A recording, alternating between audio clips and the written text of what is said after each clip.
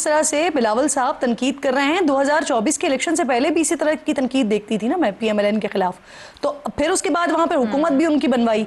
अब क्या गिलगित बल्तिस्तान में जिस तरह की मुहिम कर रहे हैं और हर मसले का जिम्मेदार मुस्लिम लीग नून को ठहरा रहे हैं, तो क्या इस बार माजी रिपीट नहीं होगा? अगर वहां पर नंबर ज्यादा होते हैं तो क्या पीपल्स पार्टी बैठकर मुस्लिम लीग नून के साथ हुकूमत नहीं बना रही होगी, या इस बार भी माजी अपने आप को दोहराएगा, रीसेंट पास्ट? किरण, इलेक्शंस होते हैं। पीपल्स पार्टी बेशक वफाक में PMLN को सपोर्ट कर रही है हुकूमत साजी के अंदर, लेकिन इसका मतलब नहीं कि PMLN और पीपल्स पार्टी एक दूसरे में जम हो गए। हमारी मुख्तलिफ आइडियोलॉजीज़ हैं, हमारे मुख्तलिफ मंशूर हैं, हमारी अपनी कारकर्दगी, हमारी अपनी services to the people of Pakistan, और जिस तरह मैंने बताया गिलगित बल्तिस्तान के लोगों के लिए भी है।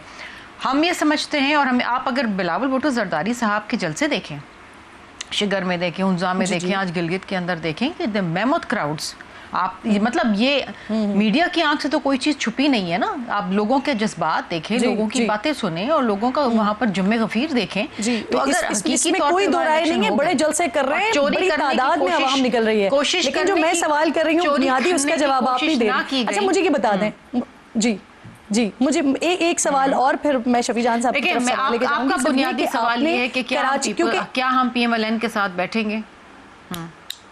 जी, आप यही पूछना चाह रही हैं? जी, बिल्कुल, मैं यही पूछना बात ये है कि मैं यही जवाब दे रही थी कि अगर हकीकी तौर पे वहाँ पर इलेक्शन हो गए तो पीपल्स पार्टी स्वीप करेगी, और जो कुछ कमी बेशी रह जाती हैं वहाँ पर इंडिपेंडेंट के साथ मिलके बड़े आराम से हुकूमत बना सकते हैं।